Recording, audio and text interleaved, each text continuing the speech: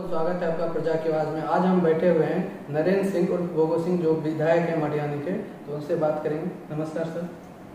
चलिए, बहुत बहुत धन्यवाद आपको। बोलिए। आप विधायक बनना चाहते थे और आपको टिकट नहीं मिला, तो इसका अफसोस है कि गुस्सा है?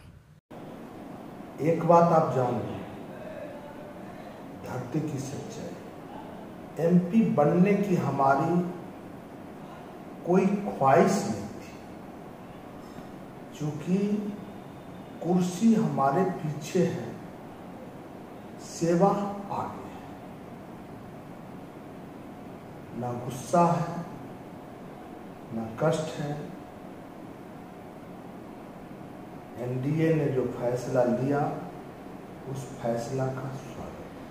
आप बाहरी प्रत्याशी को भगाना चाह रहे थे, अभी उसके लिए उनके लिए प्रचार कर रहे हैं, बहुत जोर शोर से प्रचार देख रहा हूँ मैं आपको एफबी पे, तो ये चीज़ कैसे संभव हो पाया? अभी आपने सवाल किया ना कि आपको एमपी बनने की ख्वाहिश थी, और आप झट सवाल कर दिए जो आप एनडीए प्रत्याशी गिरिराज दा के लिए जोर शोर से प्रचार करें। एक बात आप समझ लीजिए, मैं बेगूसराय का बेटा हूं। बेगूसराय की मिट्टी, बेगूसराय के माता पिता समाज ने मुझे संस्कार दिया, प्यार दिया। उन्हीं के संस्कार प्यार से आज मैं यहाँ पहुंचा हूं। तो हमारी ड्यूटी बनती है, बेटा का ड्यूटी बनता है कि अपने मिट्टी की सेवा करें, मिट्टी का नाम रोशन करें। मैंने इस आवाज को काफी बुलंदी के साथ उठाया। जब एनडीए जदयू चुनाव लड़े, लोजपा लड़े, भाजपा लड़े, बेगूसराय के बेटा को ये सम्मान मिलना चाहिए। क्या बेगूसराय की मां राजनीतिक क्षेत्र में बांझ है क्या?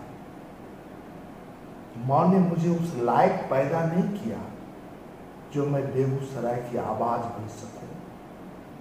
मेरी आवाज कोई गलत नहीं थी। आवाज का ये मतलब नहीं था जो गोगो सिंह स्वयं एमपी बनना चाहता है, इसीलिए ये वातावरण तैयार कर रहा है। मेरी मंशा स्पष्ट थी, जो बेगूसराय के किसी बेटा को ये सम्मान मिलना चाहिए।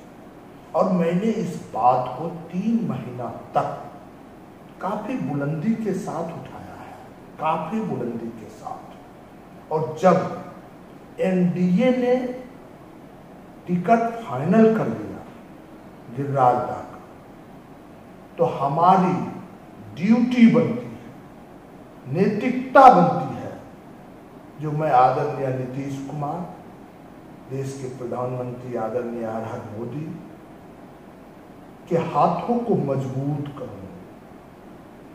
ये हमारी ड्यूटी है, और ड्यूटी ईमानदारी की ड्यूटी है। क्योंकि मेरा उम्र 56 साल हुआ है बाबू। 40 साल से हम इस देश की दशा, दिशा, इतिहास, भूगोल, पार्टी, नेता सबको अध्ययन किया है और अध्ययन कर रहे हैं। अभी इस देश में नीतीश कुमार और मोदी जी का विकल्प नहीं है। इसीलिए पूरे देशवासियों से आग्रह है, बिहार वासियों से आग्रह है, बेगूसराय के आम मतदाता से आग्रह है, जब ना बैकवर्ड देखना है, ना फॉरवर्ड देखना है, ना हिंदू देखना है, ना मुस्लिम देखना है, ना क्षेत्रवाद देखना है, ना गांववाद देखना है, ना पार्टीवाद देखना है। देश के विकास के सवाल पर राइट रॉन्ग गिरिराज दा को विजय श्री की माला पहना के दिल्ली भेज देना है। और गिरिराज दा से हमने स्पष्ट 2 सवाल किया, क्योंकि हम नेता नहीं है जो हमको कोई नेता पढ़ा दे। हम बेगूसराय के बेटा है, और बेगूसराय के हर दर्द को मैं समझता हूं। वो कहने लगे शौचालय बन रहा है, मूत्राशय बन रहा है, सड़क बन रहा है, पुल बन रहा, कहले ये सब नाटक बन। पुल, सड़क, शौचालय, उजाला, बिजली, पानी पूरे देश में बन रहा है।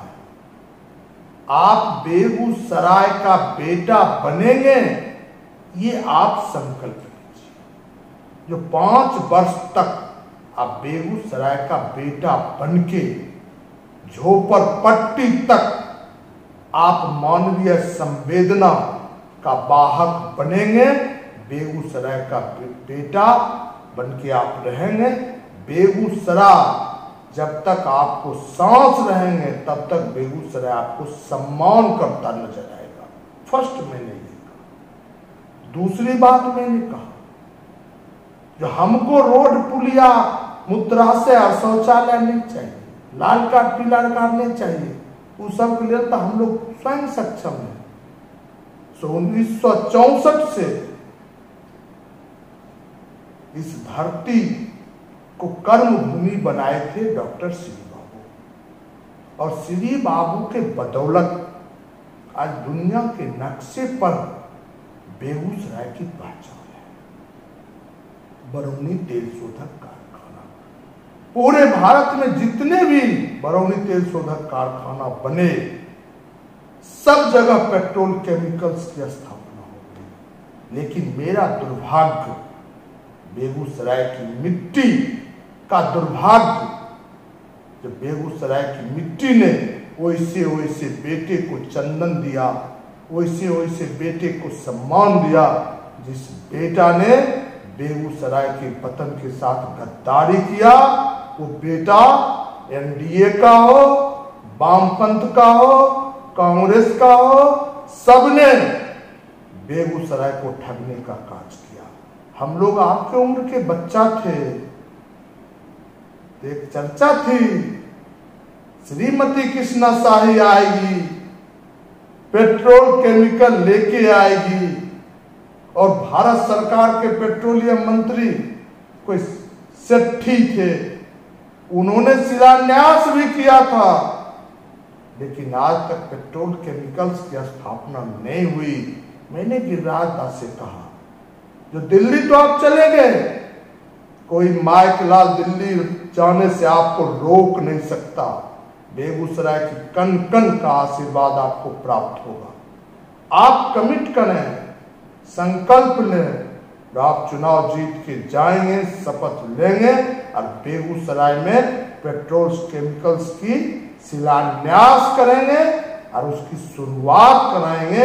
ये 2 बातों की चर्चा मैंने किया, दोनों बातों पर उन्होंने सहमति व्यक्त की, आशावादी रास्ते बताए। हमको विश्वास है, क्योंकि मैं भी 97 से गिरिराज दा को जानता हूं। मुझे विश्वास है ये दोनों कार्य को गिरिराज दा अवश्य करेंगे। कोई रूम में हमारा दूसरा डील नहीं हुआ है भाई, बेगूसराय के विकास का डील है, इस बात से आप संतुष्ट हो जाए। कन्हैया कुमार और गिरिराज सिंह दोनों भूमिहार हैं, तो जनता कौन सा भूमिहार को चुने? गिरिराज सिंह को चुने जो कि बीजेपी एनडीए के उम्मीदवार हैं, या वामपंथी के नेता कन्हैया कुमार को चुने? बाबू क्या चर्चा करते हो? भूमिहार कहां से आए? सड़क जो बनेंगे वो भूमिहार के लिए बने, बिजली भूमिहार के लिए, स्कूल भूमिहार के लिए। इत नेता की नौटंकी है, देश के लोकतंत्र को कमजोर करने की एक साजिश है पूरे देश में। भूमिहार क्या, राजपूत क्या, पासवान क्या, हिंदू क्या, मुस्लिम क्या, ये सभी हम भाई हैं। हम लोग के बीच एक भाईचारा है, और हमसे आप कन्हैया और वामपंथ की चर्चा करते हैं, ये बड़ा दुखद है। आप बच्चे हो, 20 साल 22 साल उम्र हुआ हो, बेगूसराय ने वामपंथ को भोगा है। हमसे सवाल करने से पहले आप मटिहानी प्रखंड चले जाओ, हजारों माँ और बहना विधवा मिलेगी। मटिहानी प्रखंड में 24 घंटा गोली चलती थी और जिला प्रशासन कहता था मरने दो साले को, लाश उठा के पोस्टमार्टम करा देंगे। चले जाओ बछवाड़ा प्रखंड, सैकड़ों माँ और बहना विधवा है। चले जाओ बरौनी प्रखंड, सैकड़ों माँ और बहना विधवा है। और बेगूसराय जिला में वामपंथ ने खूनी संघर्ष, जातीय संघर्ष रूपी जहर के बीज को बोने का कार्य किया है। इस बात को आपको समझना पड़ेगा। बड़ा मुश्किल से बेगूसराय अपने आप को वामपंथ के चंगुल से निकाला है। बेगूसराय के बुद्धिजीवी मतदाता ने बहुत कठोर मेहनत करके बेगूसराय में सामाजिक समरसता का एक वातावरण तैयार किया है। वामपंथ लोग हमसे पूछते थे, बहुत जगह लोगों ने पूछा कि कन्हैया का बंदर का, तो बंदर तो संसदीय शब्द नहीं, बंदर का मतलब समझो, हमारा ये लैंग्वेज है। मैं मटिहानी विधानसभा में जब घूमता हूं ना, तो 80 साल के चच्चा मिलते हैं, कहते हैं चच्चा प्रणाम। और 30 साल 40 साल के हम उम्र साथी मिलते हैं, कहते हैं की भाई डंडो आप सब बढ़िया था। और 2 साल 4 साल 5 साल के बच्चा जब मिलता है, कहते हैं की बंदर हिलेने चाहिए ना, कलक एकदम हिलेने चाहिए चाचा, कोई दिक्कत नहीं। तो बंदर का मतलब, कन्हैया बंदर है। कन्हैया को बेगूसराय का इतिहास भूगोल की जानकारी है। वो दिल्ली में रहा। कन्हैया को चुनाव लड़ना था तो 5 साल पहले बेगूसराय आते, बेगूसराय के किसान से मिलते, मजदूर से मिलते, माँ से मिलते, बहना से मिलते, नन्हे मुन्ने बच्चों से मिलते, विद्यालय से मिलते, कॉलेज से मिलते, कारखाना से मिलते, खेत से मिलते, खलिहान से मिलते, और पूछते कि मैं बेटा कन्हैया हूं, तेरे आंचल में आया हूं, तूने मुझे संस्कार दिया, जन्म दिया, मैं जवान हो गया, तेरे को कौन कष्ट है, मैं उस कष्ट की दवा बनना चाहता हूं। लेकिन वो बेटा नहीं, वो पश्चिमी सभ्यता का बेटा है। उसको भारतीय संस्कृति से कोई मोहब्बत नहीं, उसको वेद से, उपनिषद से, गीता से, रामायण से, पुराण से कोई मोहब्बत नहीं। उसको भारत माता कहने का हक भी इसलिए नहीं जो वो जेएनयू का अध्यक्ष थे और इस देश का संविधान, इस देश का सुप्रीम कोर्ट ने अफजल गुरु को फांसी दिया। यदि हम भारतवासी हैं, भारत की मिट्टी से प्यार है, भारत के संविधान से प्यार है, तो अफजल गुरु के बरखी को मनाना राष्ट्रद्रोह है। वैसे पापी को इस धरती पर जीने का अधिकार कदापि नहीं होना चाहिए। भारत सरकार को चाहिए जो इसे पापी के विरुद्ध सही एविडेंस कलेक्ट कर उसको अधिक से अधिक सजा मुकर्रर करे। और कन्हैया तो फंस गया, कन्हैया फंस गया। कहावत ने है, तेरा क्या होगा कालिया, कन्हैया फंस गए। उसका बोहनी खड़ा। उस बच्चे को अब कहीं नौकरी करना, वो तो फंस गया। कम्युनिस्ट पार्टी ने उसको अपने जाल में फंसा दिया। कम्युनिस्ट पार्टी ने उसको कहा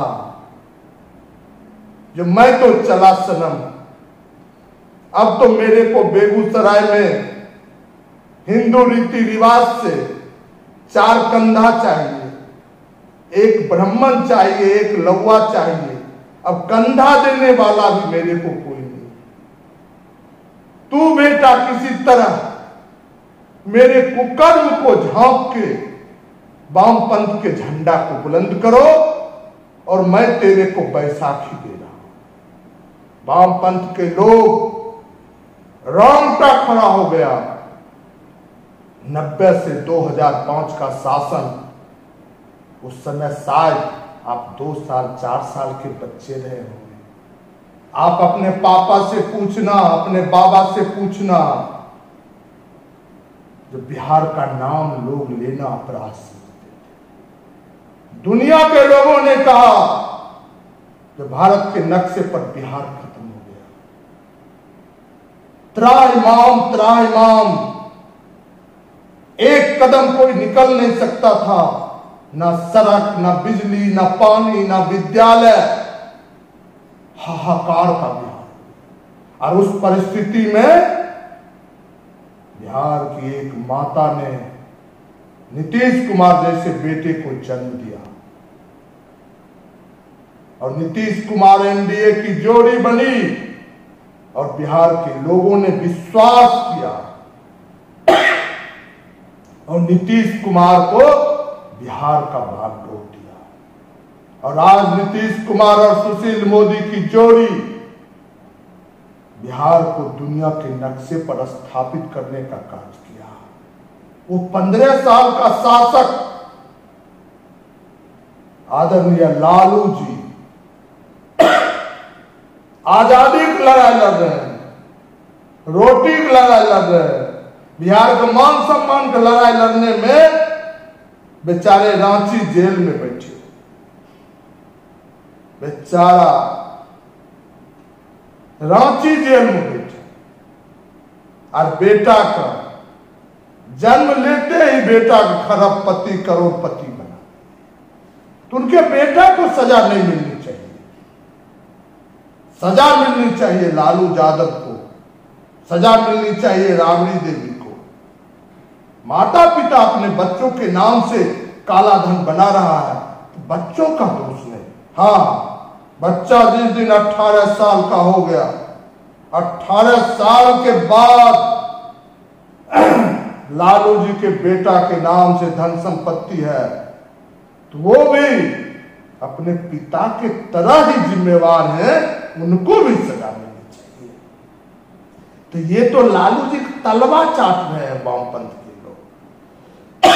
लालू जी राजद के लोगों ने वामपंथ को गांव पे लात मार के भगा दिया। कहा तेरी औकात क्या है बिहार में जो तुझको मैं अपने साथ बैठाऊं। ये तो फंस गया। ये तो बेचारा जमानत जब ना हो इसके लिए मेहनत कर रहा है, जमानत बचाने के लिए सोचे। इसलिए आप लोग भी वामपंथ और कन्हैया के नाम लेके उसको इतना महिमा मंडित मत कीजिए।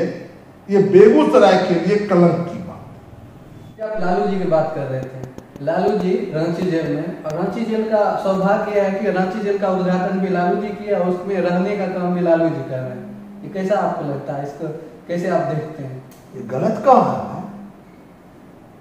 आप लोग गजब के सवाल करते हैं। किसान खेत को जोतता है, बीज डालता है, बैसाख में हसुआ ने गेहूं काटने जाता है, बैसाख में मक्का काटने जाता है, अंडी तोड़ने जाता है, मिर्ची तोड़ने जाता है, आलूआ तोड़ने जाता है। तो लालू जी बड़े शौक से जेल बनवाए।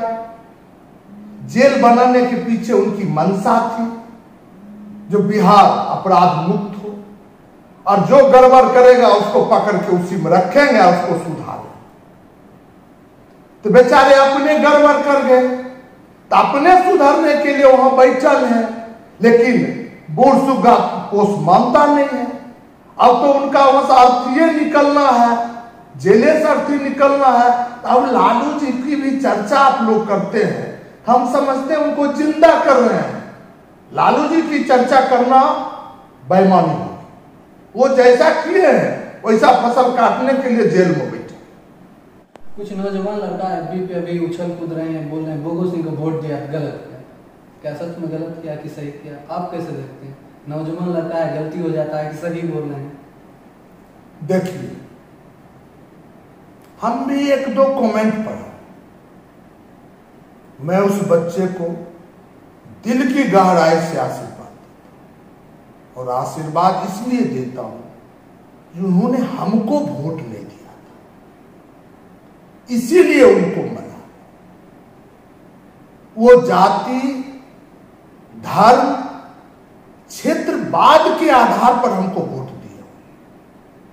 यदि बोगो सिंह को वोट देते, बोगो सिंह के मानवीय संवेदना को वोट देते, बोगो सिंह को सामाजिक समरसता को वोट देते, बोगो सिंह के सामाजिक संवेदना को वोट देते, तो शायद उनको मलाल नहीं आता। वो महागठबंधन को वोट जरूर दिए। तो महागठबंधन में आरजेडी भी था, तो आरजेडी के मानने वाले लोग, वो जंगल राज को मानने वाले लोग होंगे, वो जातिवाद को मानने वाले लोग होंगे, वो धर्मवाद को मानने वाले लोग होंगे, वो क्षेत्र में जात धर्म क्षेत्रवाद के नाम पर जहर फैलाने वाला बच्चा होगा जो इस सवाल को रेज किया है, जो मैंने आपको वोट देके गलती किया। बाबू, आपका वोट आपको मुबारक, लेकिन मैं आपसे आग्रह निवेदन करूंगा, जो आप 15 साल का शासन देखना और नीतीश जी का भी शासन देखना, और 55 साल कांग्रेस का शासन इस देश में देखना, 12 साल एनडीए का शासन इस देश में देखना, और 3 से 4 साल 24 घंटा 4 महीना 1 साल के प्रधानमंत्री देवगौड़ा जी, गुजराल जी, चंद्रशेखर जी, चौधरी चरण सिंह जी का भी शासन देखना और उसको तराजू पर रखना। आपके मन को तसल्ली मिल जाएगी, और जब ईमान से एक इंसान बन के आप तराजू पर तौलोगे, तब आपको भारत माता याद जरूर आएगा, विकास याद जरूर आएगा, अपना आंगन परिवार समाज याद जरूर आएगा। तब आपको अफसोस होगा जो मैंने एनडीए और बोगो सिंह को वोट दिया, अच्छा किया। हर एक फील्ड में रिटायरमेंट होता है, चुनाव में, इलेक्शन में कोई रिटायरमेंट नहीं होता। लोग नेता 90 साल तक, मरने तक चुनाव लड़ते रहते हैं और शासन करते रहते हैं, अपना बेटा पोता के लिए जमीन जथा खरीदते रहते हैं। आप भी बोलते रहते हैं कि अगर चुनाव हार जाएंगे तो चुनाव नहीं लड़ेंगे। अगर ऐसा होगा या उम्र आपकी बहुत ज़्यादा हो जाएगी तो कैसा आपका कंडीशन होगा, क्या आप करिएगा, तो आप जनता को बता सकते हैं? एक बात आप सुनो, उम्र कोई मायने नहीं रखती, उम्र कोई मायने नहीं। हम तो देख रहे हैं बिहार में, इस देश में, जो नेताजी का पैजामा की जो डोरी है वो गार्ड कसता है, और नेताजी का हाथ पकड़ कर पैखाना में ले जाता है और उनका अपने से बेचारा पंछुआ करके फिर बेड पर लाता है। ओहो नेताजी, चुनाव जब मौसम होता है तो कुर्ता बंडल पकड़ कर दे दे राम दिला दे राम, देने वाला सीताराम, गार्ड कंधा भाव दे के अंगुली पकड़ के पटना और दिल्ली जाते हैं, हमको सिंबल दे। मटिहानी की जनता हिंदुस्तान का बड़ा ही अजीज जनता है। मटिहानी की धरती पर ना जाति है, ना धर्म है, ना क्षेत्रवाद है, ना पार्टी है। मटिहानी की जनता व्यक्तित्ववान जनता है। मटिहानी की जनता साधुवाद देने लायक जनता है। और मैंने संकल्प लिया, और इस संकल्प को हिंदुस्तान के हर एक नेताओं को लेना चाहिए। जो जनता की अदालत में आप गए हो कि मुझे मुखिया बना दो, जिला परिषद बना दो, वार्ड बना दो, एमएलए बना दो, एमपी बना दो, आपके खून में जनता की सेवा करने की भूख जगी, स्वागत है। लेकिन आप चुनाव लड़ रहे हो और जनता आपको वापस कर रही है, तो बेशरम, दिल से पूछो तेरा मन क्या करता है? बिना कुर्सी हम सेवा नहीं कर सकते। बिना कुर्सी मानवीय संवेदना की रक्षा नहीं हो सकती। बिना कुर्सी सामाजिक संवेदना की रक्षा नहीं हो सकती। मतदाता ने तेरे को रिजेक्ट किया, कारण जो हो, तो तू अपनी बीवी बच्चे की सेवा में आ जा, तू समाज की सेवा में आ जा, परिवार की सेवा में आ जा, और अगला बंदा जो हमारा नीचे का जनरेशन है, उस जनरेशन को दिल से आशीर्वाद दो, बेटा तुम आगे बढ़ो। मैं तो प्रयास किया था, मेरे नसीब में एमएलए, एमपी, मुखिया, जिला परिषद नहीं था। मैं एक संदेश देता हूं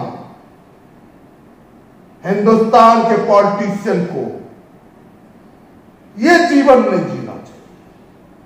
मटिहानी की जनता, मैं निर्दलीय चुनाव लड़ने दिया, जनता ने मुझे आशीर्वाद दिया, प्यार दिया, और दो बार निर्दलीय जीता है। 2 बार से मैं दलीय जीत के आया।